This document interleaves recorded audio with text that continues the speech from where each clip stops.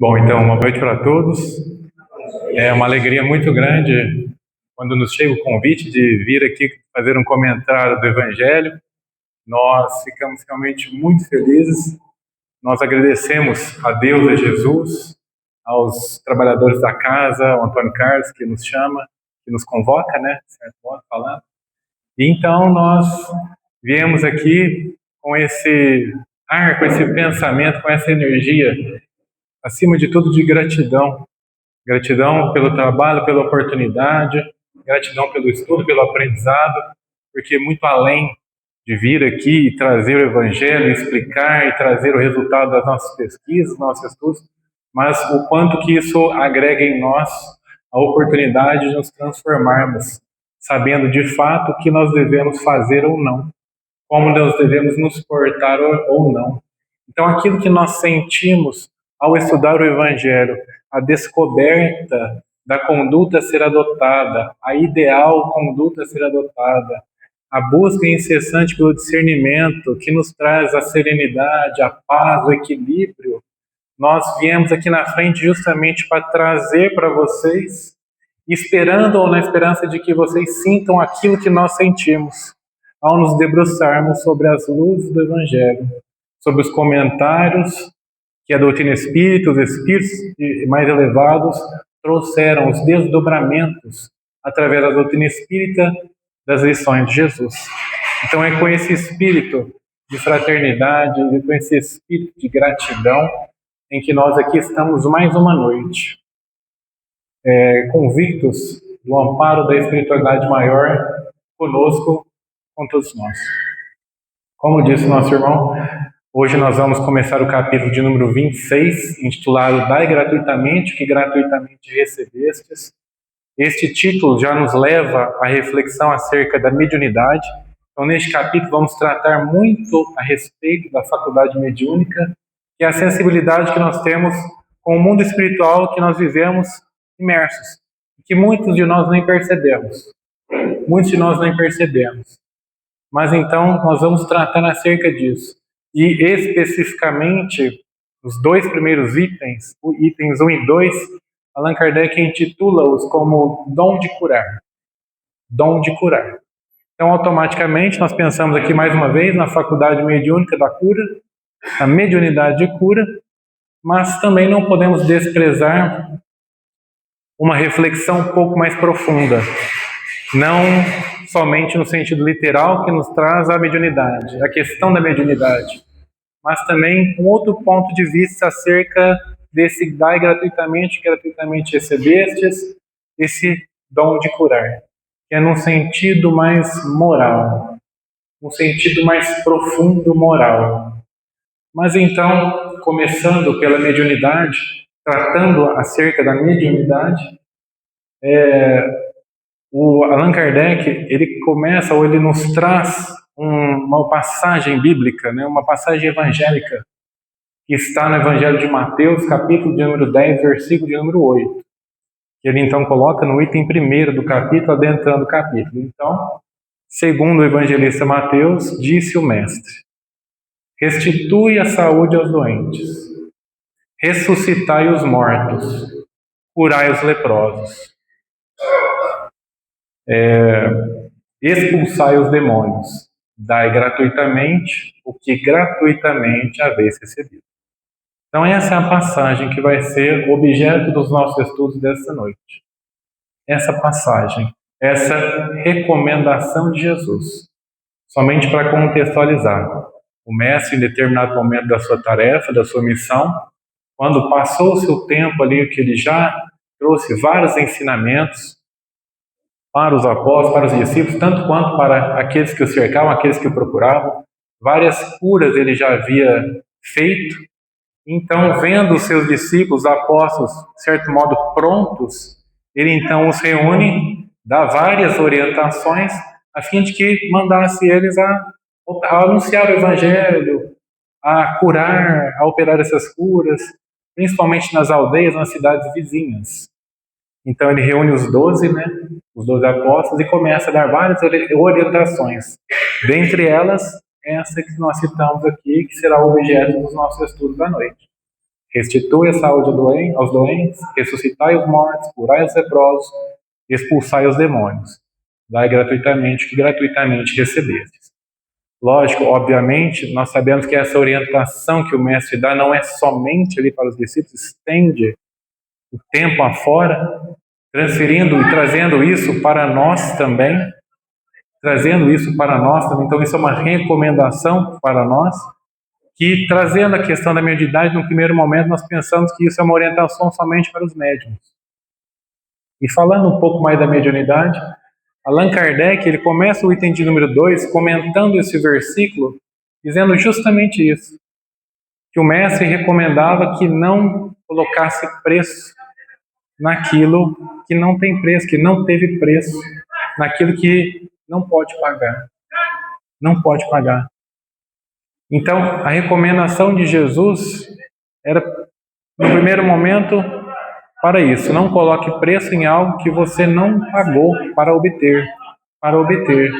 Na nossa vida, quando encarnado, tudo que nós vamos fazer, o conhecimento que nós vamos adquirir, ou que nós ambicionamos adquirir, para a nossa profissão, para o nosso sustento, para o desenvolvimento da nossa inteligência, nós vamos lá, pagamos, e obviamente, quando então prontos para o trabalho, a gente vai lá e começa a cobrar por aquele trabalho, aquela habilidade que a gente desenvolveu e que a gente foi atrás para aprender. Mas, automaticamente por isso, muitas vezes nós trazemos isso para o âmbito espiritual, para o âmbito da mediunidade, ou essa tendência, ou nós pensamos no primeiro momento em cobrar, quando nós demonstramos uma habilidade inata que nós muitas vezes nem sabíamos que nós tínhamos. E então a gente fica nessa, vai, não vai, cobra, não cobra, o que faz, não faz.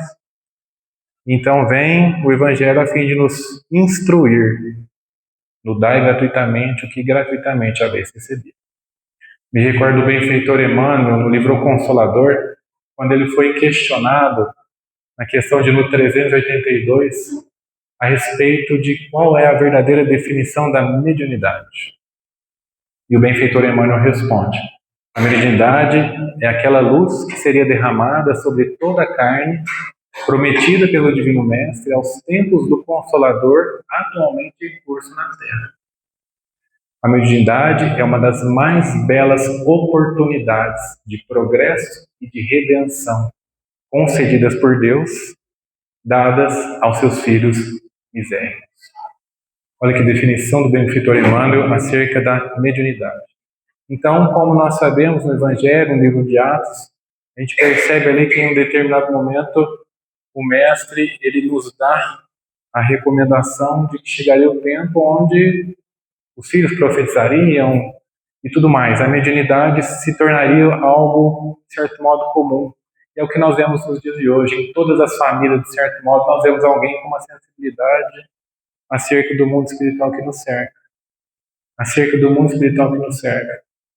Aos tempos do Consolador, atualmente em curso na Terra. Então, nada mais que está acontecendo é uma promessa do Mestre.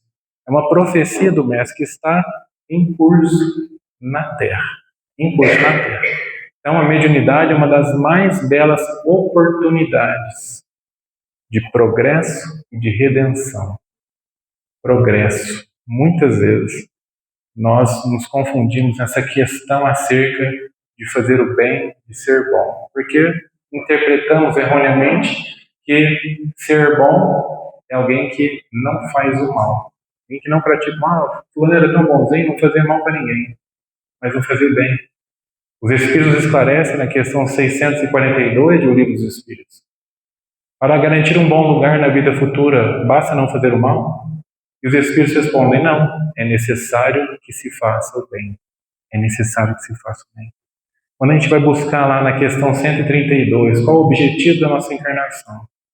2 pontos os Espíritos nos trazem: evoluir, evolução, ascendermos intelectual, moralmente, espiritualmente, mas também a encarnação nos coloca em condições de cumprir a nossa parte na grande obra da criação. Ou seja, auxiliar o progresso do mundo, da matéria e dos habitantes que aqui estão, dos seres que aqui estão. Através do quê? Da fraternidade, da caridade, do amor. Então, nós vamos compreender num determinado momento da nossa vida que a caridade, ela é simples obrigação. Ela é simples obrigação. Então, aquilo que nós nos crescemos, nos envaidecemos ali de fazer, de enumerar os trabalhos, os feitos que nós temos, hoje, nada mais é do que obrigação. Então, não há motivo para que a gente se deixe levar, muitas vezes, pelo personalismo. A gente se ergue, estufa o peito e fala, eu faço isso, faço aquilo, não sei o que, eu ajudo não sei quem, ajudo não sei fulano, ciclano. É muito mais do que isso. Então, é uma oportunidade de progresso, porque ela nos impele para o bem.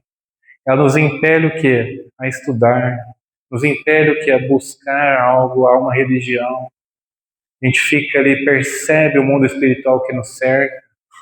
A gente vê muitas das vezes o sofrimento daqueles espíritos que nos vêm ao nosso encontro, muitas vezes somente para pedir ajuda.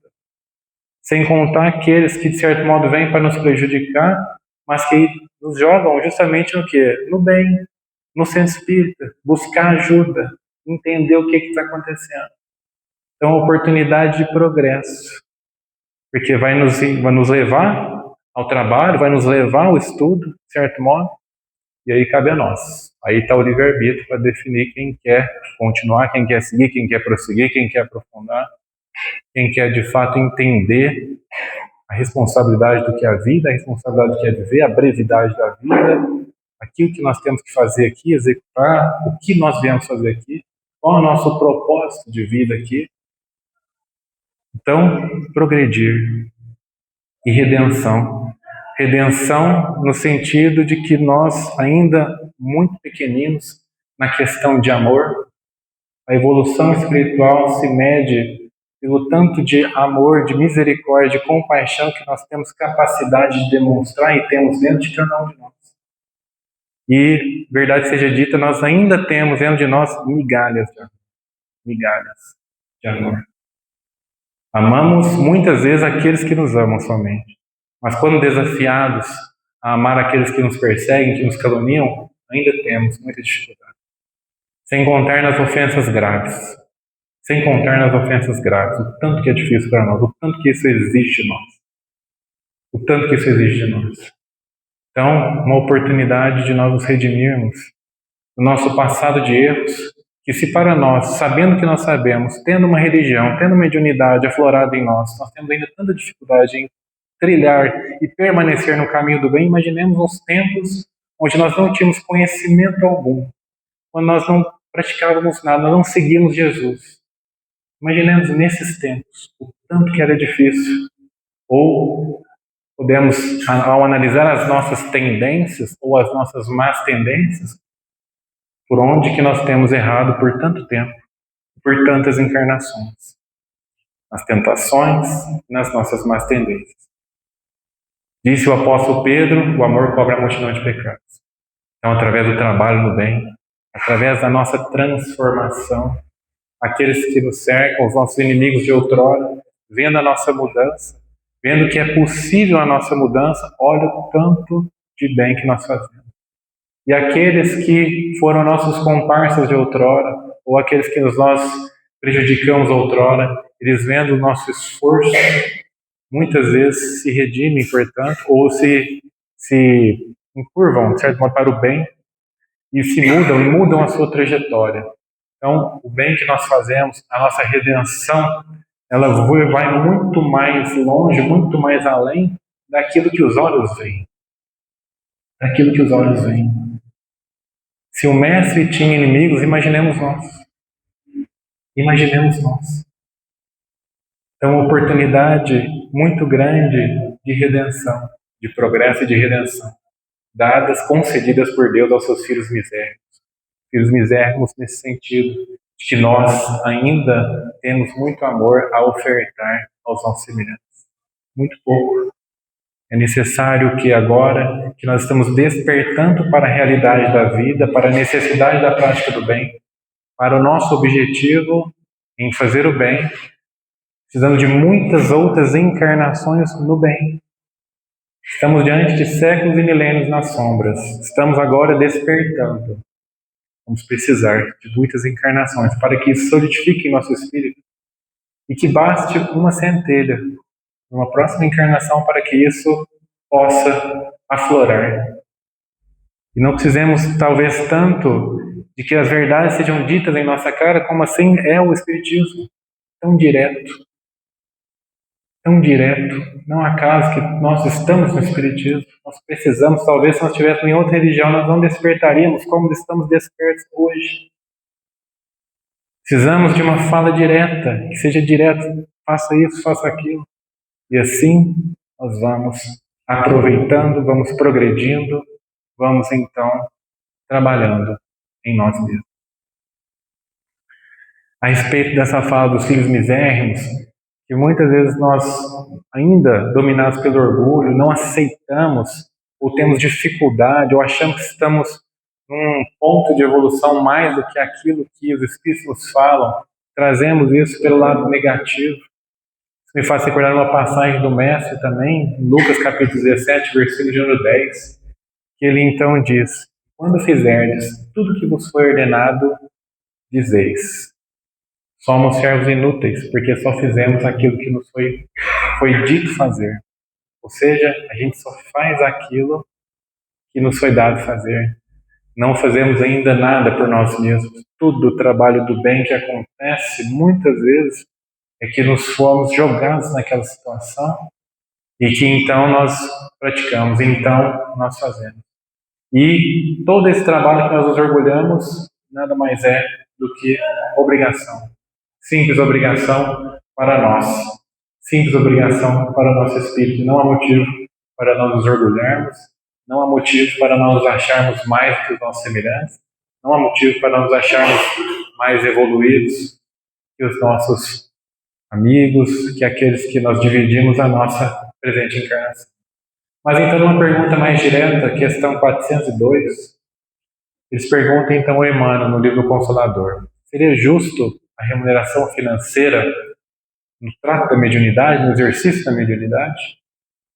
E Emmanuel, então, ele é muito direto, quando ele diz: quando um médium se resolva a transformar a sua faculdade em fonte de renda material, é melhor que ele esqueça as suas possibilidades psíquicas. É melhor que ele esqueça as suas possibilidades psíquicas antes de se aventurar nas tarefas dos estudos espirituais. Bem direto.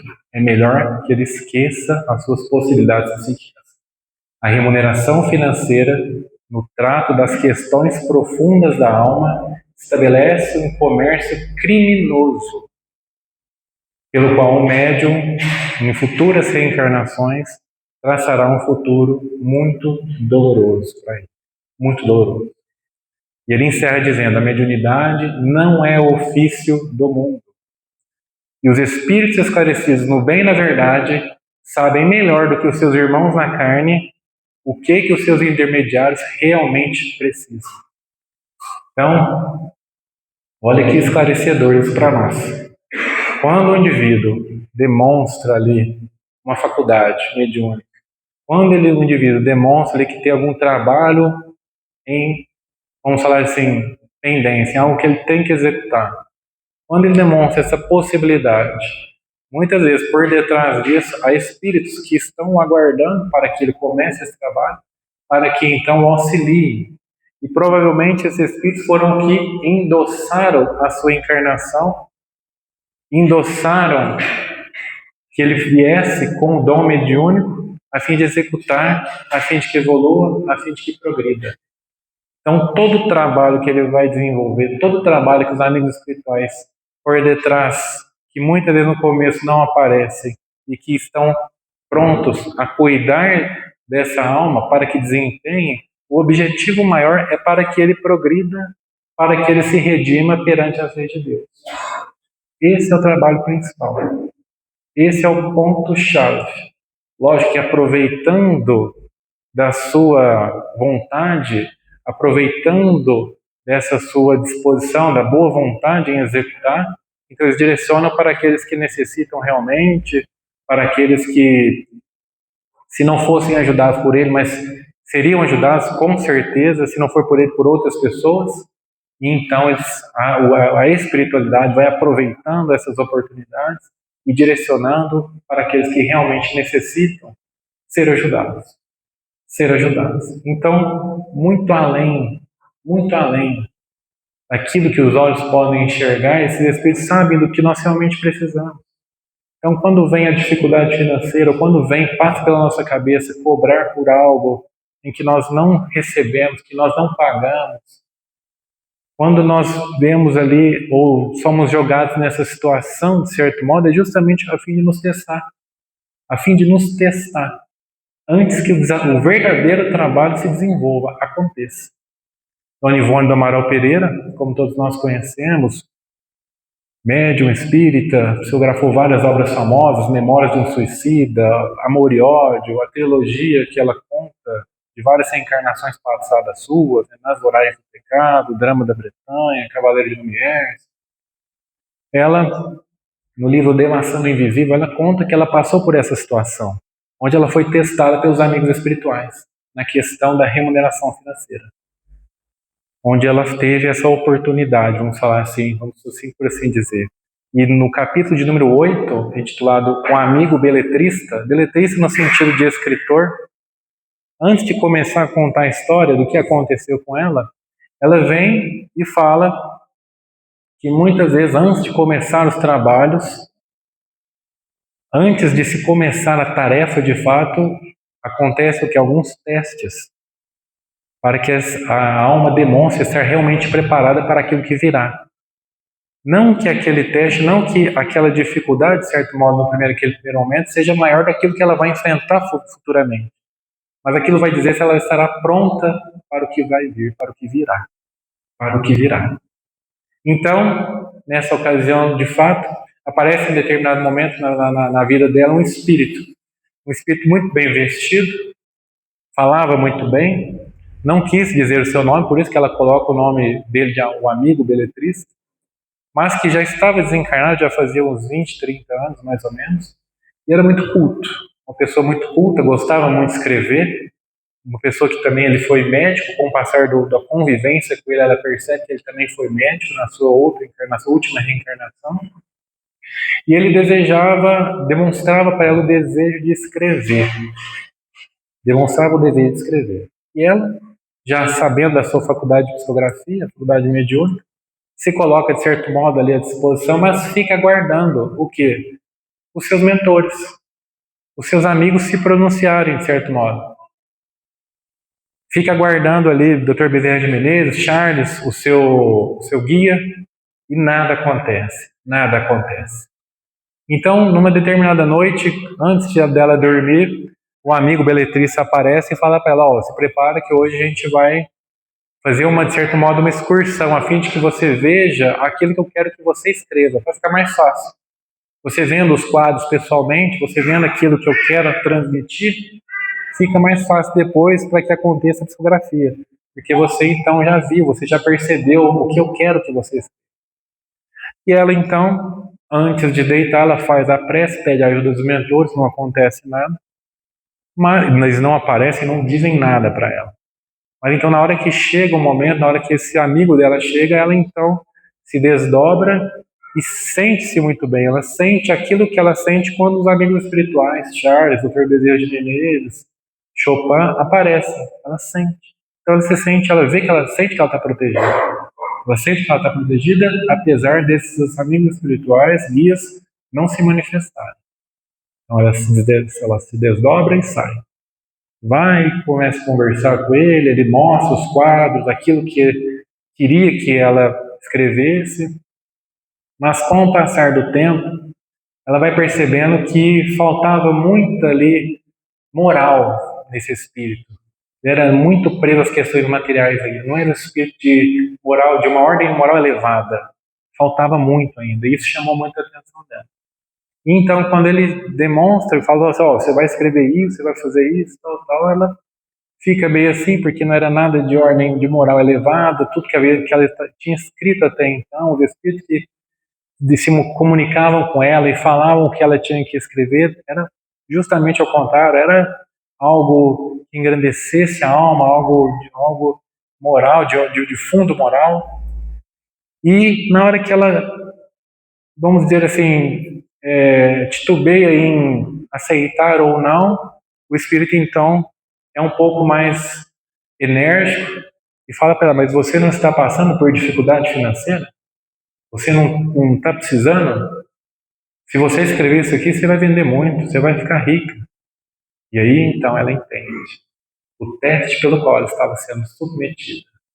E ela, como demonstrou toda a sua vida, toda a sua trajetória, com muita educação, ela não aceita, ela não escreve, mas ficou claro para ela o teste que ela havia sido submetida. E a partir daí, então, a sua carreira psicográfica, seu trabalho psicográfico se desenrola como todos nós sabemos e conhecemos. Então, nós passamos por essas tentações, de certo modo, por algumas sugestões de ordem inferior, a fim de que, demonstrando ali a firmeza da moral, a firmeza do trabalho, a boa vontade, a gente possa, então, isso se desenvolva posteriormente. E trago aqui também um outro exemplo de uma médium que ela não teve força moral para suportar uma sugestão dessa ou uma prova dessa. Como está no livro Voz do Grande Além, de Francisco Cândido Xavier. Vale recordar que esse é um livro de mensagens psicofônicas. Arnaldo Rocha participava do grupo mediúnico de Francisco Cândido Xavier. Eles gravavam as mensagens, gravavam com gravador mesmo as mensagens psicofônicas que aconteciam nas reuniões. E ele então pega essas gravações, transcreve as mensagens e faz 2 livros com isso: o Voz do Grande Além e os Instruções Psicofônicas. Então, nesse livro Voz do Grande Além, no capítulo de número 38, intitulado Doloroso Engano, ele nos traz ali, através da psicofonia de Francisco Cândido Xavier, um relato de uma mulher que se manifesta na reunião e conta aquilo que ela atravessou, o seu erro, o seu doloroso engano. E ela então conta que na sua última encarnação ela veio com a dom da mediunidade, ela era muito pobre, ela tinha uma filha e ela era mãe solteira, era lavadeira, então passava muita dificuldade, muito perrengue. E em um determinado momento da sua vida manifesta-se ali a mediunidade de cura. Aqueles que a cercavam, ela não sabia o que estava acontecendo, disseram para ela que procurasse um centro espírita. Ela foi no centro espírita, ali recebeu todo o auxílio, todo o respaldo, a fim de todo esclarecimento, a fim do que estava acontecendo com ela.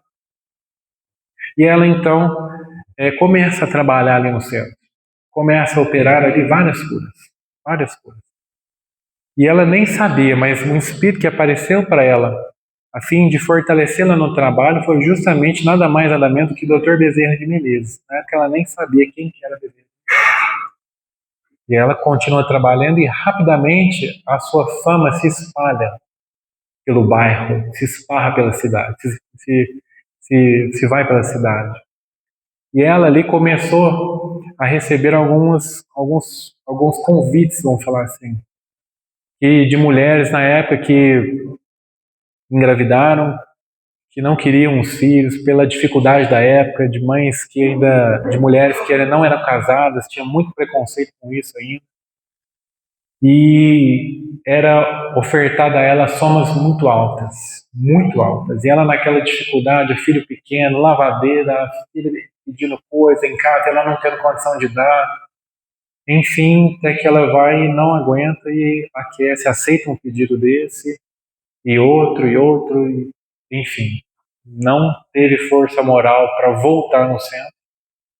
Ela, por mais que os amigos a aconselhassem a estudar, ela nunca foi estudar, não queria estudar, ela tinha dificuldade. E ela não se esforçou para que ela aprendesse a fim de estudar e frequentar um grupo de estudo, alguma coisa. E passa-se os anos, ela ganha muito dinheiro, sai daquela situação de pobreza, dá tudo que a filha queria, vai juntando dinheiro, a filha cresce, passam-se 10 anos. O negócio cresceu tanto que ela pegou mais outras 2 médiums aí, a fim de que chegasse só nela os casos mais graves. As outras ela mandava na frente, elas iam, faziam, recolhiam o dinheiro e era uma empresa o negócio. Foi longe. E ela juntou dinheiro que ela queria construir, estava construindo um palacete para ela e a filha morar. O sonho da vida dela, uma casa gigante para ela morar. E chega um determinado momento, onde então, uma determinada noite, que uma de suas, vamos falar assim, empregadas, bate na porta da casa dela, de certo modo, com um certo desespero, pedindo que ela ajudasse, porque tratava-se de uma cliente que já havia pago uma alta soma e que tinha dado errado ali, tinha dado ruim, vamos falar assim, nos termos de hoje. Ela abre a porta, na hora que a mulher entra com a menina, nada mais nada menos que tratava-se da sua filha. Tratava-se da sua filha.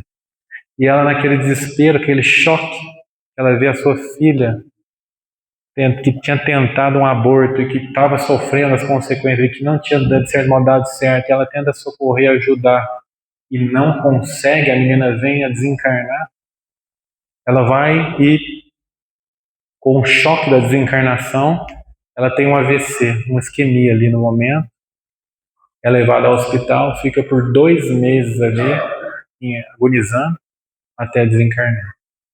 Até desencarnar. E o que esperou ela, e na hora que ela percebe, a filha dela desencarna, toda aquela situação, ela percebe o equívoco que ela cometeu na vida dela. E quando ela desencarna, o que ela mais escutava, ela foi lançada, de certo modo, num mar de sangue, de lodo, escutando o grito das criancinhas que ela assassinou, que ela abortou. Imaginemos o sofrimento dessa mulher, o sofrimento dessa mulher. E só depois de muito padecer, de muito orar, de muito pedir, de demonstrar ali sincero arrependimento, é que ela foi socorrida pelos mentores amigos. Nada mais, nada menos do que Dr. Bezerra de Menezes. E o trabalho que colocaram ela, o trabalho que ela iria começar, que ela ia desempenhar então, por 10 anos, seria o de justamente auxiliar na terra as mulheres que praticavam este ato e socorrendo também as crianças que eram abortadas, os espíritos das crianças que eram abortadas. Por 10 anos. Ela ia ter que fazer esse trabalho. Então, olha o sofrimento. Olha o doloroso engano que ela cometeu. Olha o resgate doloroso, como dirá Emmanuel lá na sua resposta, que ela teve que passar para que ela entendesse, muitas vezes. Então, essa recomendação de Jesus nada mais é do que a verdade, aquilo que nós devemos fazer. Em nenhum momento ninguém vem e aponta o dedo para nós, mas a nossa própria consciência. Ela vem e nos acusa. E ela, quando nós estamos fora do nosso corpo físico, ela tem uma proporção, atinge uma proporção inimaginável, muito mais forte do que nós podemos imaginar. Adquire um espantoso poder de repetição, onde os nossos atos ficam ali a repetir em nossa mente, e a gente entra num modo ali de remorso, um sentimento de culpa e de remorso muito maior do que quando nós fazemos algo de errado e estamos encarnados. Muito maior. Muito maior. Muito maior. Então, diante de uma perspectiva agora, num outro ponto de vista acerca dessa recomendação de Jesus, acerca mais profundo, acerca da moral, o restitui a saúde aos doentes, nós podemos compreender como que a nossa transformação moral. Porque quando nós ainda cultivamos sentimentos ruins, raiva, ódio, orgulho, egoísmo, estamos doentes, essa é a verdade. Quando nós cultivamos a mágoa, o rancor, alimentamos a raiva que ela vira ódio, na verdade nós estamos doentes. Gosto muito de uma definição de André Luiz que ele diz que quando nós ficamos remoendo ali uma mágoa, um ressentimento, é a mesma coisa a gente tomar veneno. A gente toma um pouquinho de veneno todo dia, até a gente adoecer, até isso sair no nosso corpo. Aí vem então uma doença, vem um câncer, vem alguma outra enfermidade, uma úlcera, Resultado do quê? Desse cultivar essas mágoas, esses ressentimentos, esses venenos que a gente vai tomando em doses bem pequenas. Me recordo de uma fala do Espírito de Verdade, no próprio Evangelho, capítulo de número 6, o Cristo Consolador, item de número 6, o Advento do Espírito de Verdade. Ele então nos diz: sou o grande médico das almas, venho trazer-vos o remédio que vos há de curar. E qual que é esse remédio? O Evangelho. Seguir o Evangelho, amar, perdoar. E se sintonizar, se colocar a sua vida em paralelo com as leis divinas, com a lei de amor. É isso. É isso. Esse é o remédio. Quando o Mestre então diz: ressuscitai os mortos. Ressuscitai os mortos. O que é ressuscitai os mortos? Quem está morto? Não na carne, não além da carne, a morte física, mas aquele que não está praticando bem, aquele que não pratica o bem, esse está morto. Esse está morto. Então, quando nós auxiliamos alguém a compreender a felicidade que é trabalhar, e ele começa a trabalhar, esse está vivo. Quando nós vivemos somente para a satisfação dos nossos prazeres, das nossas vontades, das nossas necessidades materiais, somente para nós, estamos mortos. Quando nós vivemos para o bem, para o amor, preocupados com os nossos semelhantes, preocupados em auxiliar, em assistir, em carregar os fardos daqueles que padecem, estamos vivos. Estamos muito vivos. Estamos muito vivos. Quando nós cumprimos com os nossos deveres, com as nossas obrigações, seja no nosso trabalho, na nossa casa, onde nós formos, estamos vivos. Estamos vivos. Então, ressuscitai os mortos. Auxiliai esses que ainda não compreenderam a felicidade que é trabalhar o bom, o tão bom que é trabalhar no bem, cumprir os deveres, as obrigações. Curai os leprosos. Quais são as duas chagas da humanidade, nos dizem os Espíritos? O egoísmo e o orgulho. O egoísmo e o orgulho. Então, o personalismo. É o que vai dizer Emmanuel, Consolador, questão 387. Qual é o maior obstáculo do médium? O personalismo. O personalismo. Qual a maior necessidade do médium? Evangelizar-se a si mesmo. Para que então, antes dele se entregar às tarefas, ele não se esbarre em quem? No personalismo. Não se envaideça daquela faculdade que ele tem. Personalismo, egoísmo, orgulho. As duas chagas da humanidade que nós temos que colocar ou depositar todas as nossas forças para extirpar dos nossos corações. Expulsar os demônios. Expulsar os demônios no sentido daqueles espíritos que nos induzem ao mal, nos induzem ao erro. Nos evangelizando, nos transformando moralmente, nós, de certo modo, o expulsamos. Porque ou ele se afasta, ou ele se converte ao bem. Ou ele se afasta, ou ele se converte ao bem. E para finalizar, dai gratuitamente que gratuitamente recebeste. Ou seja, não colocar preço na misericórdia de Deus, que uma vez não coloca preço em sua misericórdia. A mediunidade é a misericórdia de Deus em nós. É a oportunidade de nós nos redimirmos perante o nosso passado típico. Dona Ivone Amaral Pereira foi assim, trabalhou, teve nas suas últimas encarnações 2 suicídios, fez muito mal. E quando nós olhamos toda a sua trajetória passada, imaginamos uma futura encarnação, somente enxergaríamos dores, resgates dolorosos. Mas Deus, a sua misericórdia infinita, dá a ela, fornece a ela a mediunidade.